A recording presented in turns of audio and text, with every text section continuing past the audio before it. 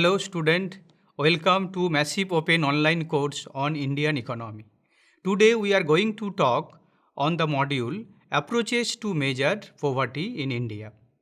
After completing this module, you are able to understand different approaches of the poverty, their evidence to measure poverty in our country, as well as their merits and demerits to measure the poverty. The model consists with 7 sections. Section 1 introduces different approaches of the poverty. Section 2 highlights different issues to understand these alternative approaches of the poverty and how these issues varies from one set of approach to another set of approach. Section 3 deals with the monetary approach of poverty, then capability approach, social exclusion approach, participatory approach, and finally section 7 makes an concluding observation that help us to understand the merits and demerits of different approaches. Actually, poverty elimination is very important in our country, and to eliminate poverty, the first and foremost requirement is the efficient estimation of the poverty. Therefore, from the inception after independence, Government of India set up different commission, agents, task force, groups to measure the poverty in our country. And accordingly, we have 4 alternative approaches to measure the poverty. And these approaches are monetary poverty approach, social exclusion poverty approach, capability poverty approach, and participatory poverty approach. Before going to discuss these approaches, let us see different issues that are important to understand the specific approach of the poverty. These issues are related with their characteristic to measure the poverty. First and foremost important issue to understand the poverty in a particular approach is the space. Space is actually the basis by which we can measure the poverty in a particular approach.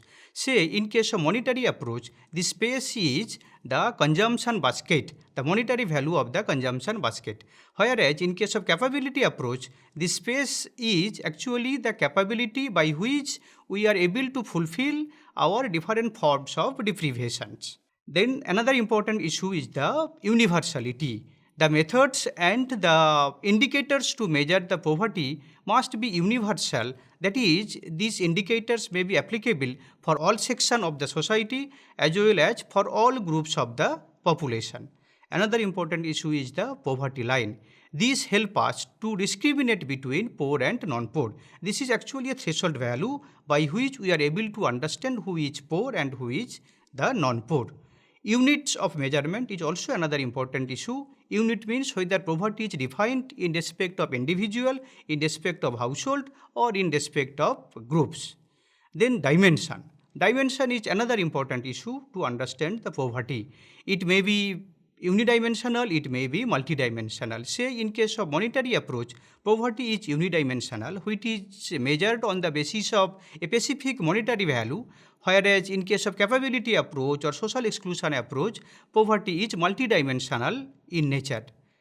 Time is also important issue to understand the poverty in a particular approach. That is, whether we can define the poverty on the monthly basis, on the yearly basis, or on the daily basis. In case of monetary poverty, poverty is defined on the basis of a particular month, that is on the basis of monthly per capita consumption expenditure. But in case of capability approach, that time period is 1 year or longer than that. Now we will discuss these 4 alternative approaches one after one. First off, the monetary approach. Actually, monetary approach is the very traditional and most commonly used approach to measure the poverty. We are able to understand the poverty on the basis of the monetary approach. Here, the measurement of the poverty is mainly based on the poverty line basket. Poverty line basket is help us to understand the minimum requirements of the food and non-food item that able to fulfill the particular satisfaction of the household. And the monetary value of this particular poverty basket is treated as the threshold for the measurement of the poverty. We can measure the poverty on the basis of income or on the basis of the monetary value. Therefore, this measurement is called monetary approach to measure the poverty. And here poverty line is defined on the basis of the particular monetary value. Say on the basis of a particular value of monthly per capita consumption expenditure, we are able to discriminate between poor and non-poor. But there are some limitations of the measurement of poverty in this approach. Actually, to define the poverty line basket of a particular threshold value, there are a lot of evidences that this poverty line basket may be varies from one person to another person, from one time period to another time period, as well as the preference pattern also different for different individual. Therefore, specific monetary value not able to fulfill minimum requirements of different person. Another important problem in this approach is that monetary poverty is unidimensional in nature. It only considers the monetary value to measure the poverty. But actually poverty is multidimensional in nature, whereas the monetary approach not able to address different deprivation that the person or household can be observed in a particular situation. There are evidence of the measurement of the poverty in monetary approach in our country. Most of the measurement of the poverty in our country mainly based on this approach. After independence, Government of India as well as Planning Commission established different task force, working group, expert group to measure the poverty, and all this measurement of the poverty mainly based on the monetary approach, and they are based on the monthly per capita consumption expenditure. Among this measurement, the estimates of working group, expert group like Tendulkar, Lagdewala, Rangorajan are important in our country. Now we come to the social exclusion approach. Actually, social exclusion approach notes the narrowness of the monetary approach and focuses on the process of marginalization to specify the groups. According to this approach, a person may be suffering poverty if he or she is being excluded by other members of the society. There are some important features of social exclusion approach. These features include reliability, agency, dynamics, and multidimensionality. Multidimensionality is an important feature of the social exclusion approach. That is, social exclusion approach able to incorporate different dimensions to measure the poverty.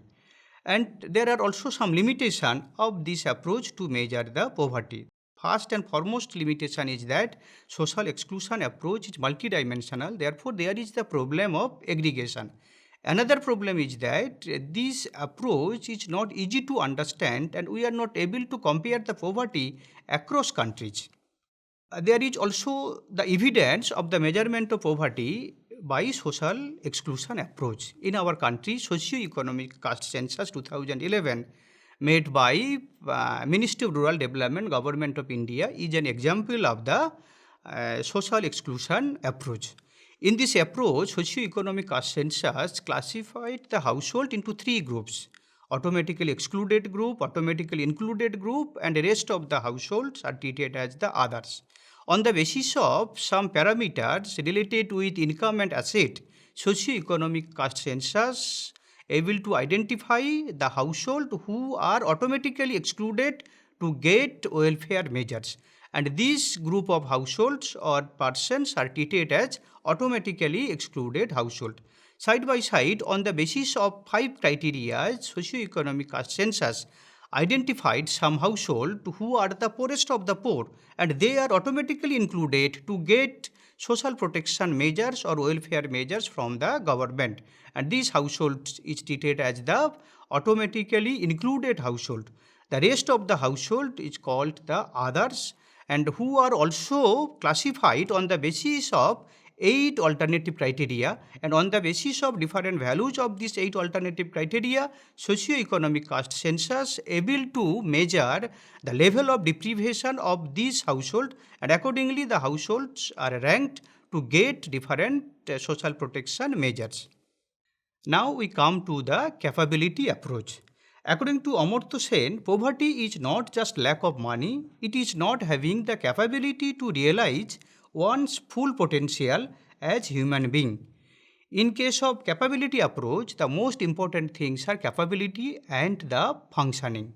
Actual capability means the freedom, whereas functioning means the doings and beings. And to understand the capability approach, here I considered a simple example. Suppose a person have a bike, then this bike is the resource of that particular person. Now, if the person is able to ride that bike, then he is capable to use that particular resource. That is the issue of the capability. Now, the person having the capability to ride the bike, and if he is using this bike to go somewhere or to ride somewhere, then this is the actually function. Capability are used to make a function, and after performing this function, the person may be enjoyed some satisfaction or utility. In this way, Sen defined the capability approach. And if a person is capable, then he or she can able to overcome some problems, some sorts of deprivation to maintain his well-being, to develop his well-being. And in our country, there is also the evidence of the measurement of poverty by using this capability approach. Niti Aayog, National Institution of Transforming India, they have measured the poverty by using this capability approach in 2021, where they estimated national multidimensional poverty index. And this national multidimensional poverty index actually based on three alternative dimensions: health dimension, education dimension, and another is the standard of living dimension. That is, capability approach is multidimensional in nature, and therefore Niti Aayog considered three alternative dimensions to measure the poverty.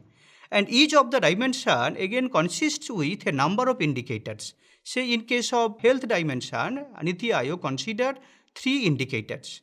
One is nutrition, another is child mortality, and third one is antenatal care. And each of these indicator again consists with a threshold by which we are able to understand whether a person is deprived in this particular indicator or not. Similarly, the education dimension consists with two indicators: school attendance and year of schooling. And finally, the standard of living dimension consists with seven alternative indicators. And these indicators are cooking fuel, sanitation, drinking water, electricity, ownership of asset, and bank account. On the basis of these indicators and dimension, Niti Aayog able to measure the multidimensional poverty in our country for the year 2021. Before that, there was the evidence of the measurement of poverty in our country by using the monetary approach. Now we come to the fourth approach, that is called the participatory approach. Actually, participatory approach does not bother to ask expert what poverty is. Rather, they ask to understand poverty from the perspective of the poor. They gather the information to understand the extent of deprivation and poverty of the household. Based on this information, they note the common themes and purpose a broad conception of poverty which includes many dimensions. And actually, this participatory approach was developed by the chambers. And in case of practice of the participatory approach, it is related with the participatory rural appraisal. There are also some advantages of this participatory approach. This participatory approach is also multidimensional in nature. It may be unidimensional in nature. And most important thing is that there is no externality. That is, in case of monetary poverty, Planning Commission is the agency that externally determine what is the poverty line. Similarly, in case of multidimensional poverty, which is based on the capability approach, Niti Aayog is the external agency. They measured the deprivation level as well as the cutoff level of the poverty. All are external in nature. But in case of participatory approach, there is no externality. It is free from the externalities. It is mainly based on the evidence that are gathered on the basis of the available information from the households. Therefore, participatory approach quite good to measure the poverty, but in our country there was no evidence to measure the poverty by using this particular approach. So far we have discussed four alternative approaches to measure the poverty: monetary approach, social exclusion approach, capability approach, and participatory approach. Actually, monetary approach based on the threshold value of the money equivalent with the income or monthly per capita consumption expenditure, and it is unidimensional in nature. Whereas the social exclusion approach is related with exclusion of the person by some other groups of the society. It is also unidimensional in nature, but in most of the cases it is multidimensional in nature. Whereas in case of capability approach, here poverty is measured on the basis of the lack of the capability to fulfill different level of deprivation. Capability approach is also multidimensional in nature, and this approach is able to understand or able to justify the level of well-being of the household on the basis of some criteria, that is some dimensions or indicators. Whereas participatory approach is mainly related with the outcome of the poor person, outcome of the individual. On the basis of the outcome of the individual, we can able to measure the poverty by the participatory approach. It can be measured by monetary method, it can be measured by the multidimensional method using capability approach. Now, this is the main ideas of the measurement of the poverty by different approaches. Now, we can understand their merits and demerits or their relative feature, that is comparative assessment, on the basis of some criteria. First of, if you consider the units of the measurement, actually in case of monetary approach, the unit is the household or in some cases the individual. That is, on the basis of monthly per capita consumption expenditure of the household, we are able to understand whether the household is poor or not on the basis of the poverty line. But in case of multidimensional approach, that is the capability approach, which is multidimensional in nature, here the units of analysis is individual, not the household. Individual specific information are important to measure the poverty, or household specific information are important to measure the poverty. But in case of social exclusion approach, here the information may be related with the household or may be related with some groups. In case of participatory approach, it is related with some group and the person within the particular group. These are the units of the measurement of the poverty across different approaches. That is, the units of measurement of the poverty varies from one approach to another approach. Now we consider another criteria, that is how we determine the threshold to understand whether the person is being poor or not, whether the household is being poor or not, whether there is any externality or not. In case of monetary approach in our country, Planning Commission is an external agency who determined the threshold level to understand the monetary poor. And at a frequent time interval, they actually specified the poverty line by which we are able to understand whether the person is poor or non-poor. That is, external affairs is there to measure the poverty in monetary approach. In case of social exclusion approach, there is also some externality. On the basis of some external approach in our country, say Ministry of Rural Development, they conducted the socio-economic census on the basis of some criterion related with automatically excluded household, related with automatically included household, related with the deprivation indicators. Therefore, externality is also there in case of social exclusion approach. But in case of capability approach, in our country, there was the evidence of the measurement of the poverty using the capability approach by the Niti Aayog. Niti Aayog also measured the multidimensional poverty, which is actually based on the capability approach. And here Niti Aayog is the external agency. Externally, they determine the threshold to discriminate between poor and non-poor, as well as the threshold to understand whether the household or individual is deprived in a particular indicator or not. But in case of participatory method, there is no externality. On the basis of available evidence and judgment, we are able to determine the poverty in case of participatory approach. If you consider the weakness or limitation, then the nature of limitation also varies from one approach to another approach. In case of monetary approach, the major limitation is that it is actually unidimensional, and a particular monetary value not able to address different form of deprivation of the household, different forms of well-being of the household. This is the major limitation of the monetary approach. Whereas in case of capability approach, it able to consider different dimension of deprivation to address the poverty, but the problem is that the problem of aggregation and arbitrariness. Aggregation means how we aggregate these indicators and dimension to measure the poverty, as well as the arbitrariness related with the deprivation cutoff of a particular indicator, as well as the poverty cutoff. Arbitrariness in there. In case of social exclusion approach, arbitrariness is not there, but social exclusion approach able to measure the poverty which is not easy to understand, and on the basis of the measurement of the poverty by social exclusion approach, these figures are also not comparable with the other countries, as well as social exclusion approach not able to measure the percentage of poor household. This is the major limitation of the social exclusion approach. In case of participatory approach, the limitation related with the problems of representativeness or problem of disagreement. If we have the different opinion from the different person, from the different individual, then how we can represent them? That is the major issue of the participatory approach. Now we come to the conclusion. Actually, in these four alternative approaches, we have learned different aspects of the poverty. Monetary aspects, capability aspects, social exclusion aspects, and the participatory aspects.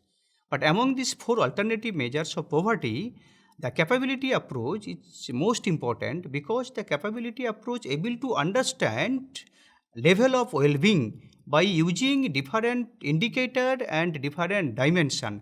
Therefore, the level of well-being that is reflected by different dimension and different indicator better judged by the capability approach. In our country, there was the evidence of the measurement of the poverty by using monetary approach, by the social exclusion approach, as well as capability approach, but there was no evidence of the measurement of the poverty in participatory approach. Thank you, student.